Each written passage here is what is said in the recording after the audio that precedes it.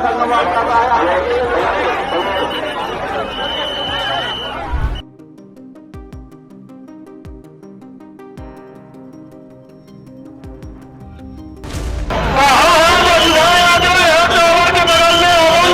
समस्या? उत्तर प्रदेश प्रयागराज संगम स्थल उत्तर प्रदेश की ऐसी एक आस्था की भूमि है जहां सदियों से हिंदू देवी देवताओं के त्योहारों पर काफ़ी भीड़ लगती है। लोग वहां पे स्नान करने आते हैं। कितनी लोगों की मान्यताएं हैं, गंगा में वहां पे नहाने से कितने लोगों के पाप धुल जाते हैं, कितने लोग कष्ट कट जाते हैं। वहां बड़े बड़े आचार्य, बड़े बड़े स्वामी, कई सारे लोग आके स्नान करते हैं और भगवान को मानते हैं। पर अब आजकल उत्तर प्रदेश में हर किसी चीज़ को, हर किसी त्यौहार को, हर किसी इवेंट को, हर किसी घटनाओं को पॉलिटिक्स से जोड़ा जाता है, राजनीति से जोड़ा जाता है। क्योंकि उत्तर प्रदेश में 2027 में चुनाव आने वाला है। चुनाव को लेकर सारी पार्टियां जो अपोजिशन में हैं और जो सत्ता में पार्टी हैं, सारी घटनाओं को लेकर एक दूसरे को ट्रोल करती हैं, एक दूसरे पर बयानबाजी करती हैं और एक दूसरे को नीचा दिखाने की कोशिश करती हैं। हर वक्त ये लगा रहता है। तो उत्तर प्रदेश में आजकल हर चीज़ पे राजनीति, बयानबाजी काफ़ी तेज मच गई है। वहीं हाल फिलहाल में प्रयागराज संगम स्थल संगम पर अभिमुक्तेश्वरानंद स्वामी जो शंकराचार्य हैं, वो स्नान करने अपने श्रद्धालुओं के साथ आए थे।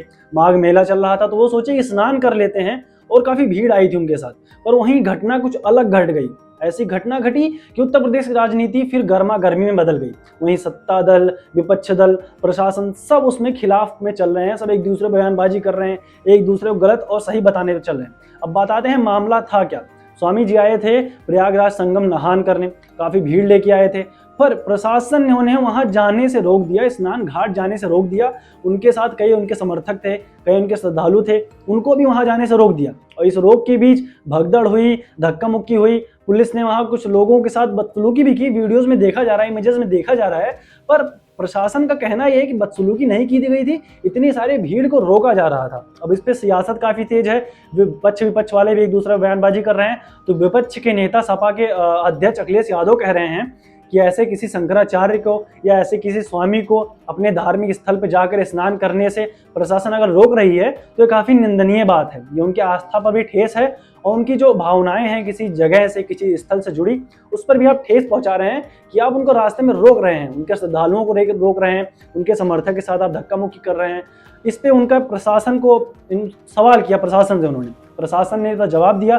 प्रशासन का कहना था कि स्वामी जी ने बिना किसी अनुमति के या बिना किसी सूत्र के वहां इतनी सारी भीड़, लगभग 200 से 250 लोगों को एक ऐसे घाट की तरफ ले जा रहे थे जिस घाट पर जाना अनुमति नहीं था, जो घाट बाधित था। पुलिस प्रशासन द्वारा वो घाट बाधित था। उस घाट पर इतने सारे लोगों को स्वामी जी लेके जा रहे थे। तो प्रशासन का कहना यह था कि आपको रोका नहीं जा रहा है, आपसे यही कहा जा रहा है या तो आप घाट तक जाने का मार्ग बदल लीजिए, क्योंकि बहुत भीड़ है वहां पे, तो आपकी सुरक्षा पर मतलब आपकी सुरक्षा में कुछ चूक हो सकती है हमसे। तो हमारी प्रशासन आपसे निवेदन कर रही है कि आप रास्ता बदल लीजिए, या तो फिर आप जो पालकी में आप जो वहां तक आप पालकी में प्रस्थान कर रहे हैं, आप पालकी छोड़कर पैदल यात्रा कर लीजिए। पर स्वामी जी को यह मंजूर नहीं था। स्वामी जी का कहना था हम वहां तक इसी रास्ते से जाएंगे और इसी पालकी में बैठकर ही जाएंगे।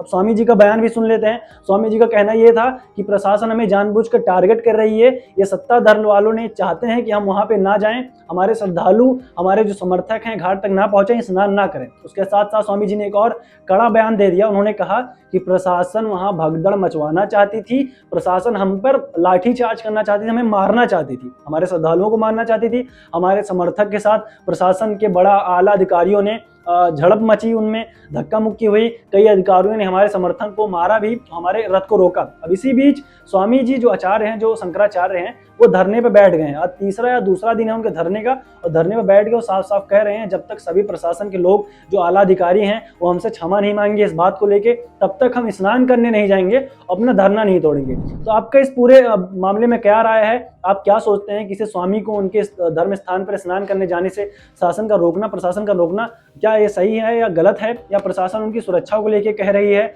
अब पूरा मामला क्या है ये तो मैंने आपको बता दिया। आप अपनी राय कमेंट में जरूर बताइएगा। और ऐसे ही राजनीतिक और ऐसे ही पॉलिटिकल टॉपिक्स पर जो डिबेट हैं, जो एक्सप्लेनर्स हैं, उसको देखने के लिए हमारे चैनल आपकी खबर राजनीति को अभी सब्सक्राइब करें।